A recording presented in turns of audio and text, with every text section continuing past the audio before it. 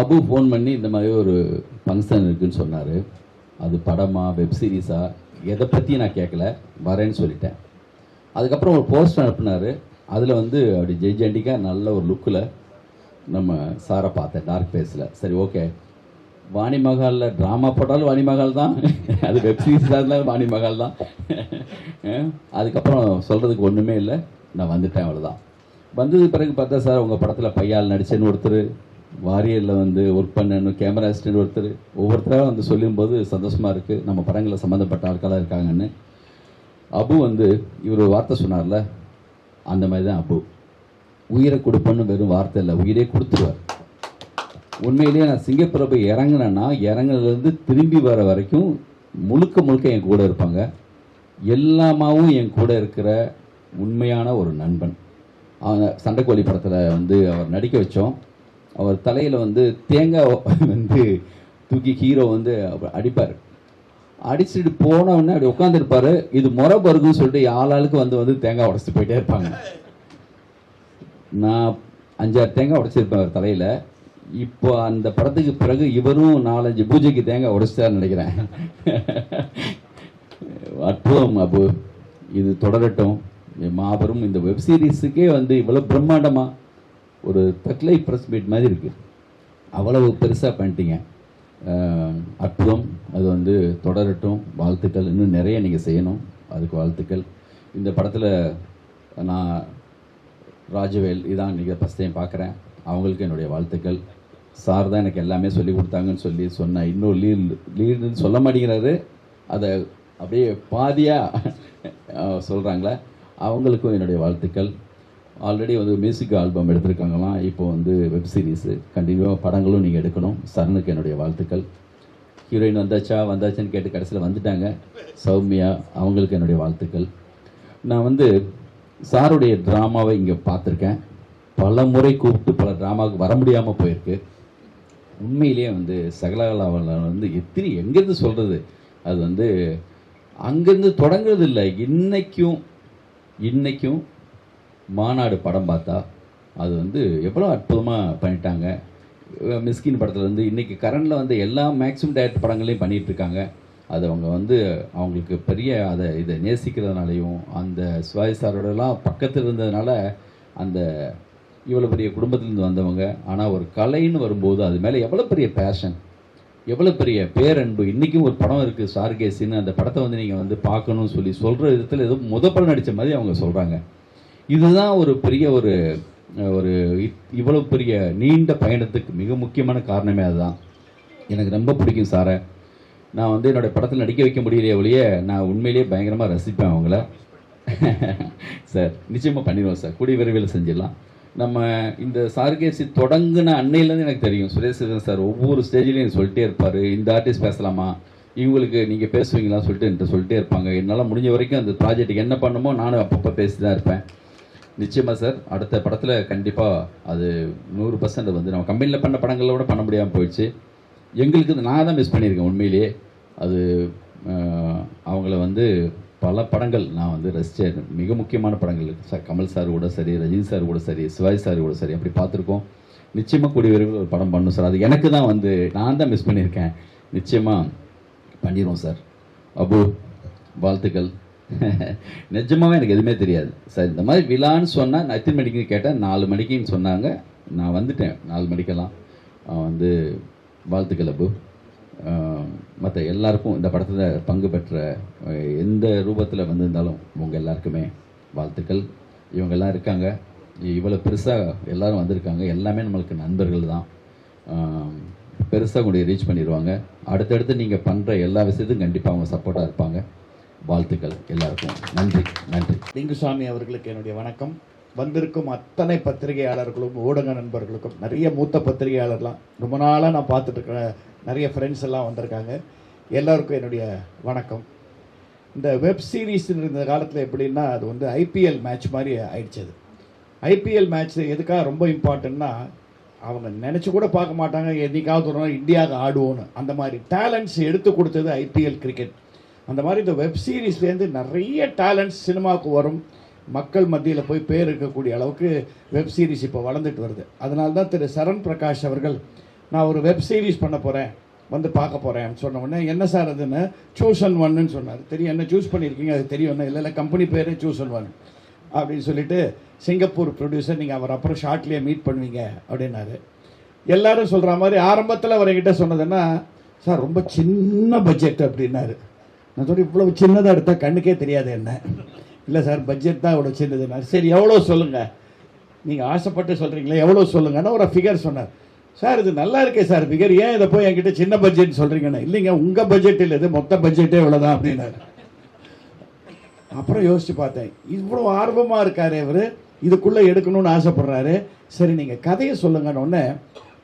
Budget எவ்வளோ சின்னதாக இருந்தாலும் அந்த கதை ரொம்ப பிரம்மாண்டமாக இருந்தது. இப்போ என்னை பொறுத்த வரைக்கும் நான் என்றைக்குமே இந்த பிரம்மாண்டமான படம்னு சொன்னால் நான் அதை நம்ப மாட்டேன். 200 கோடி 300 கோடியில் ஐ டோன்ட் பிலீவ் பிரம்மாண்டமான படம் கிடையாது. சப்ஜெக்டோட வேல்யூ இருக்குது பாருங்கள், மக்கள் மத்தியில் போய் ரொம்ப நாள் நிற்கிது பாருங்கள், அதுதான் பிரம்மாண்டம். அந்த விதத்தில் இது வந்து ட்ரைட் அண்ட் டெஸ்டட் சப்ஜெக்டாக இருந்தது. நீதிமன்றத்தில் தவறு இழைக்கப்பட்ட ஒருவன், மரண தண்டனைக்கே போய் நிற்க வேண்டிய ஒருத்தன், ஆனால் தப்பாக அவனுக்கு அந்த தண்டனை கொடுத்துட்டாங்க. அவன் எப்படி காப்பாற்றப்படுறான், என்றைக்குமே இந்த ராங் பர்சனை போய் உள்ள தள்ளிட்டாங்கன்னா அவனை காப்பாற்றப்படுற அந்த கதை காலங்காலமாக அது ஜெயிக்கக்கூடிய ஒரு கதை. அப்படி ஒரு அருமையான கதையை சொன்னார். அதில் எனக்கு கொடுத்த ரோல் ரொம்ப முக்கியமாக பட்டது. காரணம், அவனுக்கு அந்த தப்பான தண்டனையை வாங்கி கொடுத்த வக்கீலே நான் தான். ஸோ கடைசியில் என்னுடைய மனசாட்சி உறுத்தி அந்த பையனை போய் காப்பாற்றி விடுறது நான் தான் வரும்போது ரொம்ப இன்ட்ரெஸ்டிங்காக இருந்தது. அந்த ரோல் தான் அந்த பையன் யஷ்வந்த் பண்ணியிருக்கான், ரொம்ப நல்லா பண்ணியிருக்கான் அந்த பையன். ஸோ அப்படி சொன்னபோது பண்ணலாம் சார், என்ன எத்தனை நாளில் பண்ணுவீங்கன்னு சொன்னார். நான் அவர் சொன்ன மொத்த பட்ஜெட், மொத்த நம்பர் ஆஃப் டேஸை பார்த்தா இன்றைக்கி இருக்கிற புது படத்தில் பூஜைக்கே அவ்வளோ நாள் பண்ணுவாங்க, அதுக்குள்ளே படத்தை முடிக்க போகிறோம் அப்படின்னாரு. பட் நிஜமாகவே ஒர்க் பண்ணும்போது எனக்கு அந்த காலத்தில் அந்த 80s 90s அந்த பண்ண ஃபீலிங் கிடைச்சது. ஒர்க் பண்ண ஃபீலே கிடைக்கல. இப்போ நான் சகலகலா வல்லவனோ முரட்டுக்காளியோ எல்லாம் பண்ணும்போது இன்னமும் பெரிய படம் பண்ண மாதிரியே இல்லை.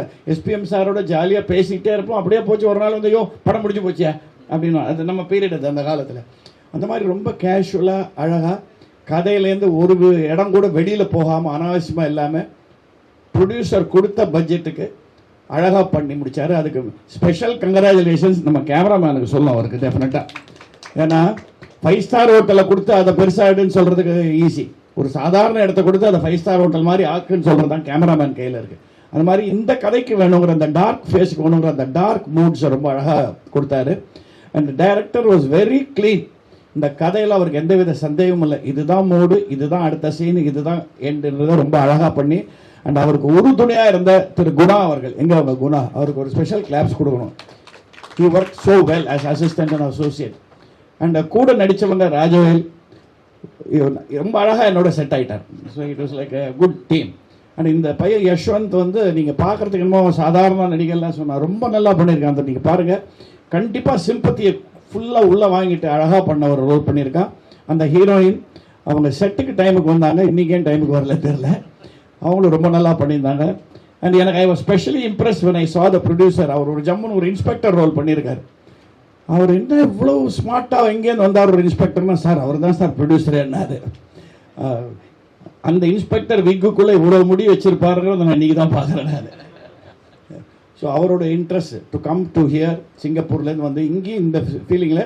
And you was very clear, sir நான் சொன்னது இதுதான் பட்ஜெட், இதுக்குள்ளே பண்ண முடிஞ்சா நான் பண்ணுறேன்னு சொன்னேன், டைரக்டர் ஹஸ் டன் இட்னு. இது வந்து எப்படின்னா உங்களை எப்படி இம்ப்ரெஸ் பண்ணணும் நான் ஃபீல் பண்ணுறேன்னா, இதில் யார் ஹீரோ ஹீரோயின் அதெல்லாம் கிடையவே கிடையாது. The story is the main. எப்படி ஒருவன் தப்பான ஒரு ஜட்ஜ்மெண்ட் கொடுக்கப்பட்ட ஒருவன் காப்பாற்றப்படுகிறான், இதெல்லாம் இந்த காலத்து அடிக்கடி நடக்கிற விஷயம் இது. ஸோ சந்தர்ப்ப சூழ்நிலைனாலும் இந்த சட்டத்தை இந்த வாத பிரதிவாதத்தினாலும் தப்பாக போய் மாட்டிக்கிற சில பேர் எப்படி காப்பாற்றப்படுறார்கள். ரொம்ப இன்ட்ரெஸ்டிங்காக ஒரு 7 எபிசோடு இல்லையா, மொத்தம் ஒரு 7 எபிசோட்ஸில் பண்ணியிருக்காங்க. இதுக்கு நீங்கள் கொடுக்குற வரவேற்பும் நீங்கள் கொடுக்குற ஊக்கமும் கண்டிப்பாக இதை ஒரு நல்ல ஓடிடி பிளாட்ஃபார்மில் கொண்டு போய் ரீச் ஆகி மக்களிடையே போய் ரீச் ஆகணும். And I'm so happy Lingusamy is here. எனக்கு என்ன ஒரே ஒரு வார்த்தை அவரோடனா, ஒவ்வொரு தடவை இந்த மாதிரி ஃபங்க்ஷன்லேயே மீட் பண்ணிகிட்டு இருக்கோம். அது அவர் தப்பு இல்லை, என்னை கூப்பிட்டு ஒரு படத்தில் ஒரு அருமையான ரோல் கொடுத்தாரு. நான் அப்போ அமெரிக்கா போயிட்டேன், அப்போ மிஸ் ஆனது, அதுக்கப்புறம் இன்னும் கூப்பிடவே மாட்டேங்கிறாரு. நான் இதுக்காக அமெரிக்கா போகாமல் இருக்க முடியுமா? ஸோ ஒரு அருமையான நண்பர். ஸோ அவர் நீங்கள் முக்கியமாக வந்து அவர் இவங்களுக்கெல்லாம் ரொம்ப க்ளோஸாக இருந்தது. I am so happy. இது டெஃபினட்டாக சொல்கிறேன் சார், இந்த டார்க் ஃபேஸுங்கிற டைட்டில் வந்து நீங்கள் ஃபினிஷ் ப்ராடக்ட், இன்றைக்கி அவங்க ட்ரெய்லர் எதுவும் இன்னும் ரெடி பண்ணலை, நெக்ஸ்ட் ஷோ கண்டிப்பாக இன்னொரு மீட் வைப்பாங்க. இந்த ஃபினிஷ் ப்ராடக்ட் ரொம்ப பாலிஷ்டாக இருக்கும். ஸோ என்ன ப்ரூவ் பண்ணுதுன்னா, கதை நன்றாக இருந்தால், அந்த கதை களம், அந்த பேஸ் நன்றாக இருந்தால் அருமையான சப்ஜெக்ட்ஸை கொடுக்கலாம் வித்தின் பட்ஜெட். இந்த மாதிரி படங்கள், இந்த மாதிரி வெப் சீரிஸ் வெற்றி அடைய தான் சினிமா உலகம் வளரும். இது என்னுடைய தாழ்மையான ஆனால் கொஞ்சம் வலுவான ஒரு கருத்து. இல்லாட்டா நம்ம வந்து எந்த படமும் ஓடலை, இது ஓடலைன்னு சொல்லிட்டு கதையில் கான்சென்ட்ரேட் பண்ணால் கண்டிப்பாக படங்கள் ஓடும். எனக்கு இந்த ரோல் பிடிச்சிது, அதனால தான் நான் இதை வந்து கண்டிப்பாக செஞ்சேன். பிகாஸ் நான் நாடக நடிகன் பேசிக்காக, அதனால் நாடகக்காரனுக்கு எப்படின்னா ரோல் ஒன்று கொடுத்துட்டா போதும். நான் இதை வந்து என்னோட தெய்வமாக நான் மதிக்கிற சிவாஜி கணேசன் சார்கிட்ட பார்த்துருக்கேன். அவர்கிட்ட ரேட்டு கிட்ட பற்றியெல்லாம் பேசுவாங்க. அந்த அவர் ரோல் பிரமாதமாக இருக்குன்னு அவர்கிட்ட சொல்லிட்டு இருந்தால் அப்படியே பார்த்துட்டு இருந்து பண்ணுறேன்டாடேன்னு வர. அதுக்கப்புறம் தான் மற்றதெல்லாம். ஸோ நமக்கெல்லாம் அந்த நாடக வெறி, அதனால் ரோல் சாலிடாக கிடச்சிருக்கு ஒரு ரோல், இது பண்ணிடலான்றதுக்காக தான் அவங்க சொன்ன பட்ஜெட்டில் பண்ணோம். இதில் இன்னொரு விஷயம், என் டாக்டருக்கும் ஒரு அருமையான ரோல் கொடுத்துருக்காங்க. அவங்கன்னா டோட்டலாக நெகட்டிவ் ரோல். இந்த மாதிரி ஒரு நெகட்டிவ் ரோலில் நான் அவங்கள பார்த்ததே கிடையாது, அவங்களே பார்த்தது கிடையாது.